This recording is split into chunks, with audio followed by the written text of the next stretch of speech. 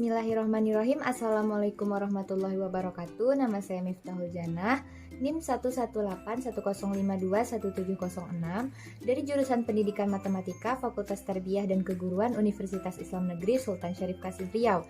Video ini saya buat untuk memenuhi tugas akhir dari mata kuliah Perencanaan Pembelajaran Matematika yang diampu oleh Ibu Noviarni SPDI MPD. Nah, adapun yang akan saya jelaskan di video ini yaitu perangkat pembelajaran matematika yang sudah saya susun sebelumnya. Di antaranya ada RPP, LKS, dan juga instrumen penilaiannya. Nah, adapun yang dijelaskan itu terbagi menjadi 3 lagi. Yang pertama, RPP daring dan instrumennya. Yang kedua, RPP luring untuk pembelajaran jarak jauh dan instrumennya. Baru RPP tatap muka. Nah, RPP ini merupakan RPP untuk satu pertemuan dan disusun untuk materi barisan dan deret aritmatika. Nah, untuk RPP daring dan juga RPP luring PJJ itu saya susun menggunakan format satu lembar terdiri dari 3 komponen. Nantinya ada tujuan pembelajaran, kegiatan pembelajaran, dan juga penilaian. Sedangkan RPP tatap muka saya susun dengan format K13 yang lebih lengkap. Baik, langsung saja kita masuk ke bagian pertama, yaitu RPP daring dan instrumennya. Nah, di sini bagian pertama yaitu RPP daring. Tujuan pembelajarannya ada 4, menjelaskan pengertian, kemudian menemukan rumus, kemudian menentukan suku ke N dan jumlah suku ke N, baru menyelesaikan permasalahan kontekstual. Nah, di sini juga ada kegiatan pembelajarannya. Pendahuluan, di sini pendahuluannya menggunakan Google Meet. Jadi guru membuka pembelajaran menggunakan Google Meet. Nanti di situ guru menyampaikan garis besar materi dan langkah-langkah pembelajaran menggunakan Google Meet. Sedangkan absensi itu di Google Classroom, guru membuat kolom absensi. Nah, setelah itu baru Google Meet-nya ditutup, masuk kegiatan inti itu pindah menggunakan Google Classroom dan juga grup WhatsApp. Nah, di sini kegiatan inti dibuat berdasarkan langkah pembelajaran project based learning karena di sini nantinya akan menggunakan LKS yang sudah saya susun, yaitu LKS berbasis project based learning.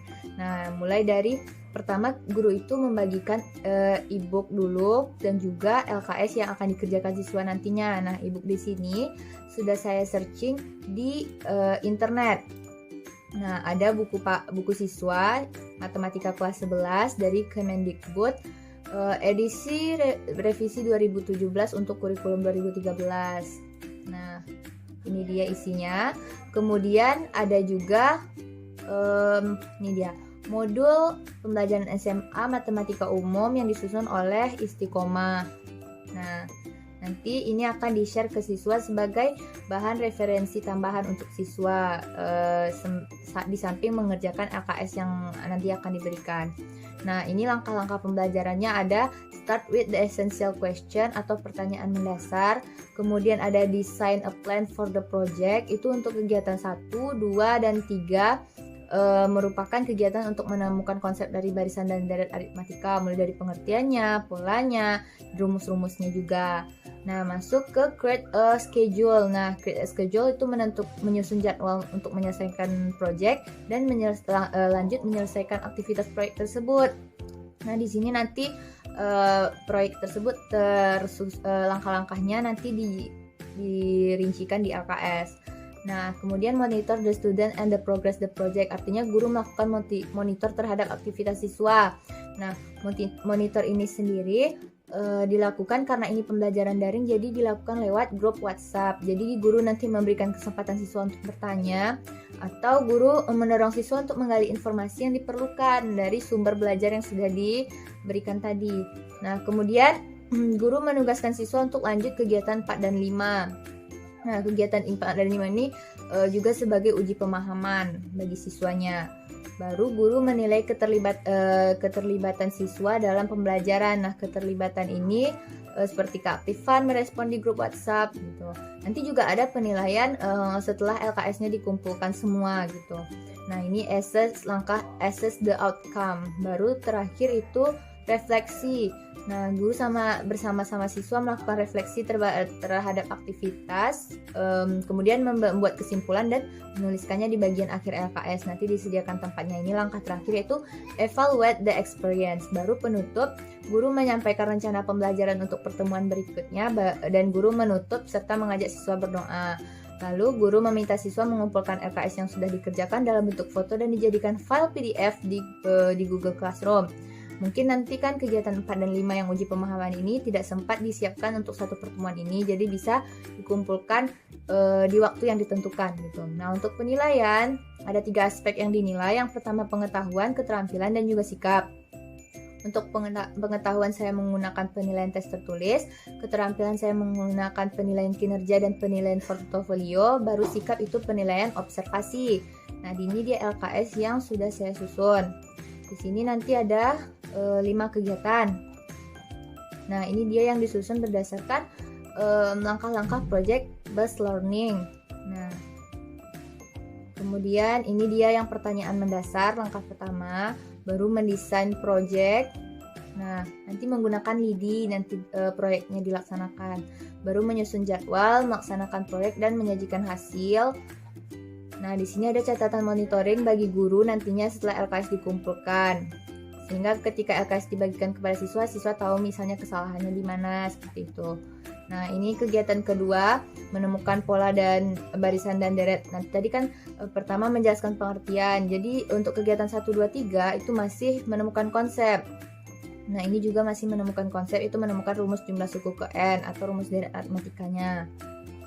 Langkah-langkahnya masih sama. Setelah itu baru memecahkan permasalahan mendasar yang disebutkan di awal tadi. Karena kita sudah menemukan konsepnya, baru kita pecahkan. Nah, setelah itu baru siswa mengerjakan kegiatan 4 dan kegiatan 5-nya sebagai uji pemahaman nantinya. Nah, ada tempat yang disediakan. Dan di sini tempat guru memberi nilai akhir nantinya. Dan ada juga kolom refleksi, apa saja yang sudah dipelajari siswa dan sehingga siswa tahu pemahamannya nanti sampai mana gitu. Di sini ada juga bagian rangkuman materi. Di sini disediakan link video, itu siswa bisa mengaksesnya untuk menonton video pembelajaran materi barisan dan deret aritmatika. Jadi kapanpun dan dimanapun siswa dapat tetap belajar gitu. Nah, masuk ke lembar penilaian dan rubrik penskoran. Nah, di sini yang pengetahuan pertama yaitu menggunakan penilaian tes tertulis. Ini rubriknya ada indikator, ada soalnya, ada kunci jawaban dan juga skor tiap soalnya. Kemudian ini lembar penilaian tes tertulis. Jadi nanti nama siswa, kemudian skor siswa itu untuk tiap soalnya, baru skor akhirnya. Dan ini rubrik penskoran untuk penilaian kinerja yaitu bagian keterampilan. Nah, kenapa ini penilaian kinerja itu untuk menilai keterampilan? Karena nanti kan ini penilaian kinerja itu untuk soal yang kegiatan 5, ada 2 buah soal esai. Nah, di situ guru dapat melihat kinerja siswa dalam memecahkan masalah kontekstual tersebut yang ada di soal esai itu. Jadi guru dapat menilai keterampilan siswa dalam memecahkan masalah menggunakan konsep yang sudah mereka dapatkan sebelumnya. Ini lembar penilaian kinerjanya, ada nama siswa, di sini nomor soal nomor 1, 2 dan skor untuk tiap soalnya. Jumlah skor dan nilai akhir. Ini rumus untuk perhitungan nilai akhir. Kemudian ada rubrik penskoran, penilaian portofolio. Nah, ini dia aspek yang dinilai, skor penilaian dan kriteria. Ada juga lembar penilaian portofolio, ini untuk menentukan nilai akhir. Kemudian ada rubrik penskoran penilaian observasi sikap. Ini yang aspek sikap. Nah, tadi kan kinerja sama portofolio itu keterampilan. Nah, ini yang sikap, ada aspeknya, ada indikator, ada rentang skornya. Di sini disajikan di lembar penilaian observasi sikap nantinya nilai untuk tiap siswa. Dan ada kriteria nilai akhirnya. Lanjut. Berikutnya tadi ada RPP, luring, PJJ dan instrumennya. Ini dia. Ini tujuannya sama, ini sama-sama disusun dengan format 1 lembar. Kegiatan pembelajarannya di sini sedikit berbeda karena di sini guru melakukan home visit ke rumah salah satu siswa yang sudah dikelompokkan menjadi 8 orang siswa di satu rumah tersebut. Nanti baru guru jadi seperti melakukan pembelajaran tatap muka. Nah, langkah-langkahnya hampir sama, tapi di sini nanti guru membagi siswa menjadi 3 kelompok. Nah, barulah dimulai langkah-langkah sama seperti yang daring tadi, ada start essential question, kemudian design project, create a schedule, kemudian monitor. Nah, kalau di sini monitornya guru bisa memantau secara langsung. Baru assess the outcome masih sama, menilai keaktifan siswa karena untuk penilaian akhir itu kan setelah LKS dikumpulkan. Baru kegiatan 4 dan 5 dikerjakan boleh di luar pembelajaran tersebut. Baru evaluate the experience. Dan penutup. Di penutup ini guru juga berterima kasih pada wali murid yang bersedia mengizinkan pembelajaran dilakukan di rumahnya nantinya. Penilaiannya masih sama, penilaian tes tertulis, kinerja, dan portofolio untuk keterampilan dan sikap itu penilaian observasi. LKS-nya juga masih sama seperti yang tadi. Nah, ini dia untuk penilaiannya juga masih sama. Ada pengetahuan itu ada tes tertulis, sedangkan keterampilan ada kinerja dan portofolio, kemudian sikap ada observasi sikap. Kemudian ini dia lembar penilaiannya. Baik, lanjut ke RPP yang terakhir yaitu RPP tatap muka. Nah, ini dia RPP tatap muka yang sudah saya susun. Di sini saya susun menggunakan format ke-13. Dari tadi kan luring dan daring itu menggunakan format satu lembar yang komponennya hanya 3. Di sini ada kompetensi inti, kompetensi dasar, indikator pencapaian kompetensi, tujuan pembelajaran. Nah, ini semua yang dari kompetensi inti, kompetensi dasar, indikator, dan tujuan itu tersajikan di LKS. Masuk ke materi pembelajaran di sini juga disajikan secara singkat materi apa yang sebenarnya akan dibahas nantinya. Kemudian ada metode pembelajaran. Nah, di sini kan menggunakan model project based learning juga karena kita menggunakan LKS yang sama. Lalu ada nanti metode diskusi dan tanya jawab. Kemudian media pembelajaran yang digunakan itu LKS tentunya dan juga ada lembar penilaian. Sumber belajarnya yaitu sama seperti yang tadi, buku paket matematika kelas 11 SMA, kurikulum 2013 edisi revisi 2017 diterbitkan oleh Kemendikbud. Kemudian tadi ada modul yang disusun oleh Istiqomah. Lanjut, kegiatan pembelajaran. Nah, pendahuluan ini kan tatap muka, jadi lebih maksimal pembelajarannya bisa dilakukan. Ada guru mengucapkan salam, mengabsen, kemudian menyampaikan tujuan pembelajaran, dan menyiapkan kelengkapan pembelajaran seperti bahan ajar dan juga LKS-nya dibagikan.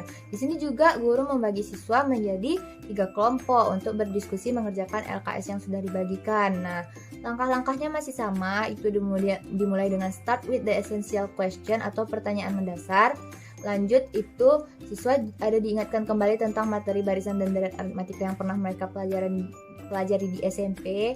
Baru guru membimbing siswa untuk merencanakan langkah-langkah penyelesaian proyek yang terdapat pada LKS pada kegiatan 1, 2, dan 3.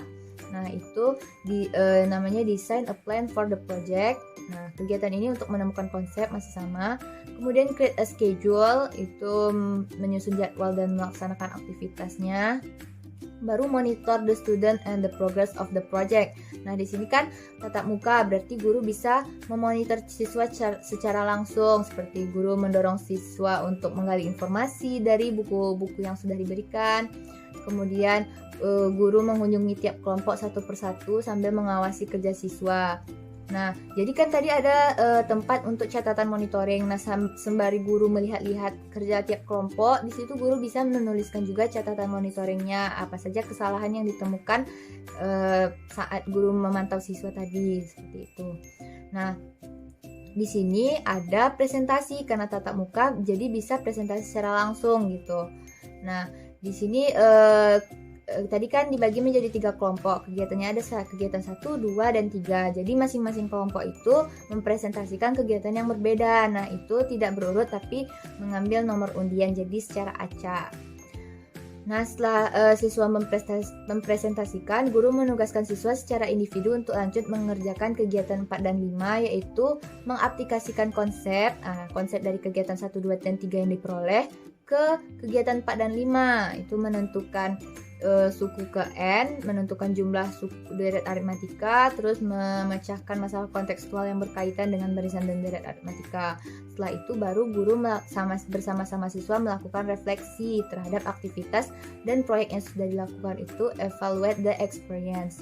Nah, penutup, guru menginformasikan rencana pembelajaran untuk pertemuan berikutnya, dan guru menutup pembelajaran dan mengajak siswa berdoa bersama. Nah, penilaiannya masih sama, ada penilaian tes tertulis untuk pengetahuan. Nah, bedanya di keterampilan ini ditambah dengan penilaian presentasi, karena siswa tadi ada kesempatan untuk presentasi karena pembelajarannya tatap muka. Beda dengan daring, tadi nggak bisa presentasi juga. Kemudian luring itu kan karena di rumah tiap siswa mungkin waktunya terbatas. Nah, kalau di sini dengan waktu normal, jadi bisa presentasi. Ada penilaian observasi untuk sikap juga. Nah, ini LKS yang digunakan juga masih sama dengan LKS yang digunakan pada RPP daring dan luring PJJ. Lanjut kita masuk langsung ke bagian, nah ini rubrik penskoran penilaian tes tertulis, ini masih sama. Ada kemudian lembar penilaiannya juga masih sama dengan sebelumnya. Nah, bedanya ini dia, rubrik penskoran untuk penilaian presentasi, ada beberapa indikator, ada juga rentang skornya. Disinilah lembar penilaiannya untuk tiap kelompok. Kelompok 1 siapa aja anggotanya, begitu seterusnya. Dan dinilai skornya, dan untuk menentukan nilai akhir ini rumusnya. Lanjut ke penilaian kinerja juga masih sama. Ada lembar penilaian kinerja, terus rubrik penskoran penilaian portofolio juga masih sama. Penilaian observasi sikap juga masih sama. Nah, di sini ada lembar penilaian observasi sikap dan ditentukan nanti kriteria nilai akhir dari sikap itu. Baik, itu dia RPP daring, RPP luring PJJ, RPP tatap muka beserta instrumen masing-masingnya yang dapat saya jelaskan. Nah, terima kasih atas teman-teman yang sudah menonton video dari awal sampai akhir. Mohon maaf atas segala kesalahan. Saya akhiri. Wabillahi taufik wal hidayah. Wassalamualaikum warahmatullahi wabarakatuh.